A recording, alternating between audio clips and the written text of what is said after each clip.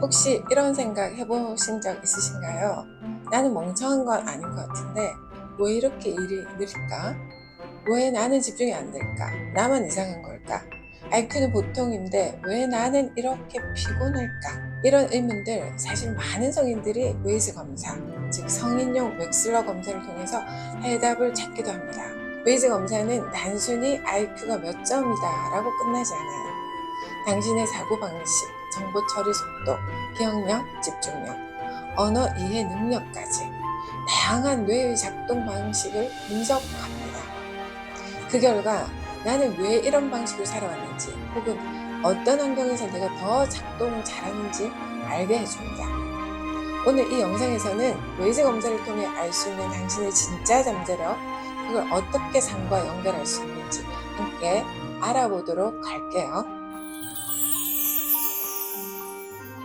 안녕하세요. 선희쌤의 마음동행입니다. 내가 진짜 못해서 그런 걸까? 왜 나는 집중이 안 될까? 생각이 너무 많을까? 그런 고민 한 번쯤 해보셨죠? 웨이즈 검사, 즉 성인 웩슬러 지능 검사는 단순한 IQ 검사가 아닙니다. 당신의 사고방식, 정보 처리 속도, 기억력까지 들여다보는 도구입니다. 이 검사를 통해서 나만의 강점과 약점, 그리고 가능성을 알 수 있습니다. 지금부터 당신의 진짜 잠재력을 함께 찾아보도록 하겠습니다.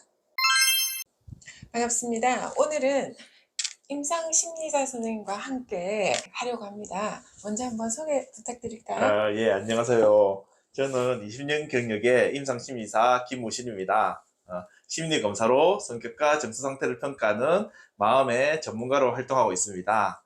그동안 수많은 사람들의 마음과 삶을 이해하고 회복을 돕는 일을 해오고 있습니다. 우울, 불안, 대인관계 문제, 혼자 끙끙하는 분 정말 많죠. 예, 그런 분들에 대해서 저희 전문적인 분석을 통해서 여러분의 마음을 좀 이렇게 이해하도록 돕는 역할을 하고 있습니다. 오늘은 임상심리사 선생님과 함께 성인 웩슬러에 대해서 한번 알아볼까 합니다. 성인들이 웩슬러 지능 검사를 받는 이유는 아주 다양할 것 같은데 그 받는 이유를 좀 알려주실 수 있을까요? 예. 지능 검사를 받는 목적은 1단계는 일단 지능 지수를 측정하는 부분들이 있어요. 근데 그게 다는 아니고, 그 사람이 가지고 있는 다양한 능력을 평가하고, 취약한 인지점을 찾아보고, 보완하고, 강점 인지는 더욱더 강화시키기 위한 것들을 이제 목적으로 이렇게 평가를 하고 있습니다. 이게 웩슬러 지능 검사는 우선적으로 자기를 객관적으로 평가할 수 있는 장점이 있어요. 그러니까 우리가 일반적으로 지능이 높다, 낮다를 주관적인 기준에서 많이 평가를 하잖아요. 그런 것보다는 나의 지능에 대해서 정확하게 이해를 하고, 그리고 이렇게 지표 영역을 통해서 또 더 세부적으로 이해하는 부분까지 있기 때문에 정말로 객관적인 평가라고 할 수 있습니다. 네, 그렇습니까? 네. 그 성인이 웩슬러 검사를 받는 이유는 단순한 IQ 측정이 아니라 자기의 이제 이해 또는 아니면 문제 해결이나 또 뭐 진로 아니면 성격 진단, 이 중요한 삶의 이슈가 되는 이런 문제들하고 밀접하게 좀 연관이 되어 있다라는 걸 이제 제가 느끼는데요. 그렇죠. 맞을까요? 맞습니다. 예. 네. 사례를 들어서 좀 설명해 주면 우리 구독자분들이 훨씬 더 예. 이해가 예, 빠를 것 맞습니다. 같은데 예. 이제 프로파일을 조금 보여드릴 건데요. 이분께는 사전 좀 허락을 좀 받았습니다. 한번 예, 예. 올려서 보면서 알겠습니다. 좀 설명을 예, 들어볼게요. 예. 자, 여기 지능 지수를 보면 전체 지능이 있고, 언어 이해, 지각 추론, 자극 기억, 처리 속도 네 분야로 나누어지죠. 네 가지 지표로 나누어진다고 이렇게 설명을 하고 있습니다. 일단은 언어 이해와 지각 추론은 일반 능력이에요. 그러니까 자기가 가지고 있는 고유의 능력을 측정하는 거고, 자극 기억과 처리 속도는 인지 효능 지수라고 인지를 얼마나 효율적으로 사용할까, 이런 부분들을 측정하고 있습니다.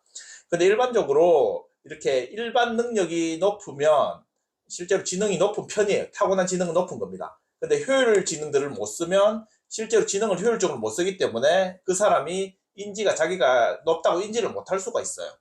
그런 부분들이 일단 일상생활에서 상당히 많은 영향을 미칠 수가 있습니다. 이 사례를 한번 보도록 할게요.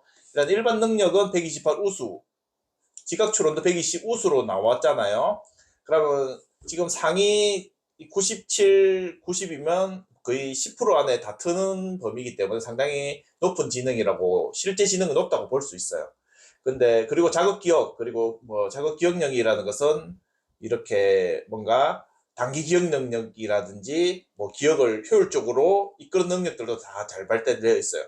그러니까 실제로는 언어 이해나 지각 추론이 높은 것은 뭐 일단 언어도 유창성도 높지만 문제 해결 능력도 잘 발달됐다고 볼 수가 있어요. 근데 지금 처리 속도가 평균 수준에 거쳐버려요. 자기의 높은 인지 기능에 비해서 처리 속도는 평균이기 때문에 상당히 낮은 편으로 볼 수가 있어요. 이 때문에 실제로 이런 내담자의 경우에는 자기 인지를 이렇게 뭐 민첩하게 처리하는 능력들은 이렇게 부족한 부분들 있죠. 근데 이게 영향을 미치는 부분들이 상당히 많습니다. 어떤 영향을 미치냐면 주의력이 부족하다든지 아니면 자기가 관심 없는 분야에 대해서는 지루함을 느낀다든지 무기력하다든지 이런 부분들이 영향을 상당히 많이 미칠 수 있어요.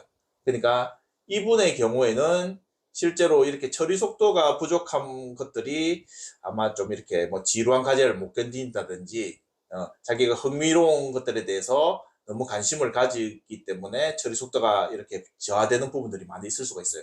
이걸 알려면 나중에 기질이나 이런 부분들을 같이 파악하는 게 상당히 많이 도움이 될 수가 있습니다.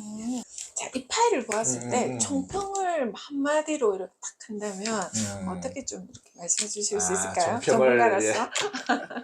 그러니까 아까 제가 말했지만 머리는 참 타고난 지능은 좋은데 일단 민첩성은 떨어져 있다. 민첩성을 떨어져 있는 이유는 이렇게 무기력이라든지 지루함, 그러니까 자기가 관심 없는 분야에 대한 제한된 동기 이런 게 영향을 미친다는 거죠.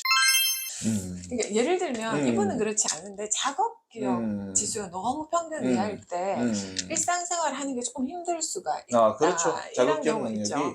그 주의력하고도 연결되기도 하고 이렇게 알고 있는데 이제 이 부분에 대해서 좀 설명해 주실 수 있을까요? 그러니까요. 저도 이런 경우들을 너무 많이 봐서 되게 중요해, 예, 예. 그죠? 실제로 자극 기억 능력도 상당히 많이 쓰는 부분들이 있거든요.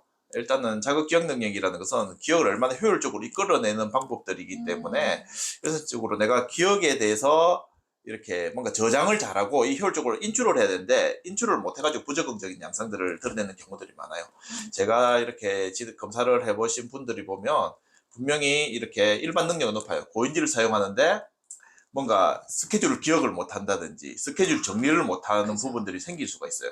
그러면 자기가 아무리 이렇게 뭔가 효율적으로 이렇게 기능을 쓴다 그래도 이런 부분들 때문에 이렇게 뭔가 낙인을 찍히는 경우들을 상당히 많이 봤습니다. 일을 못 한다.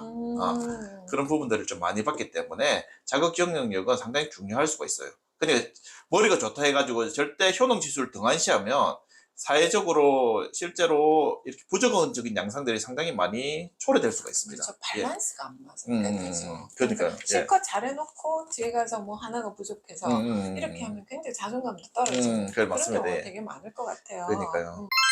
자, 마지막으로 이제 이분의 강점이나 약점이나 이런 것들을 좀 조언해 주실 수 있을까요?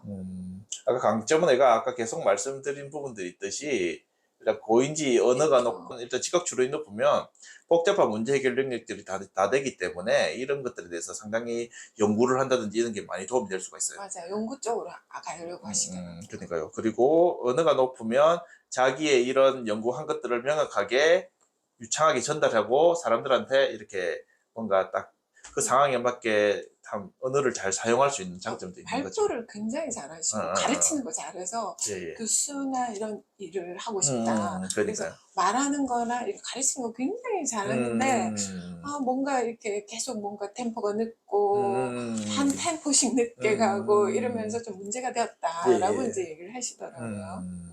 그러니까 처리 속도가 결국은 이 약점 지능이다 보니까 그렇죠. 그런 것들이 있을 수가 있겠죠. 그 처리 속도만 조금만 올린다면은 굉장히 유능성을 발휘할 수 있는 분이다. 생각이 그렇습니다. 드는데요. 그죠? 맞습니다.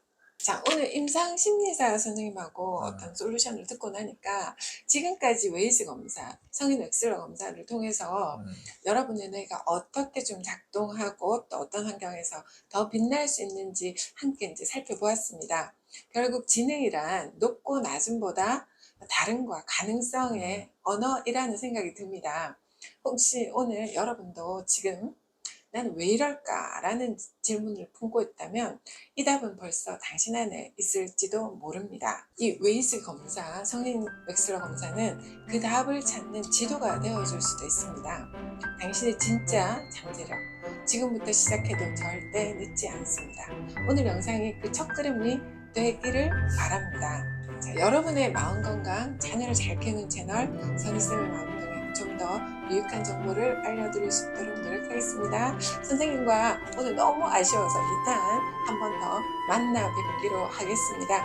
감사합니다. 예, 감사합니다.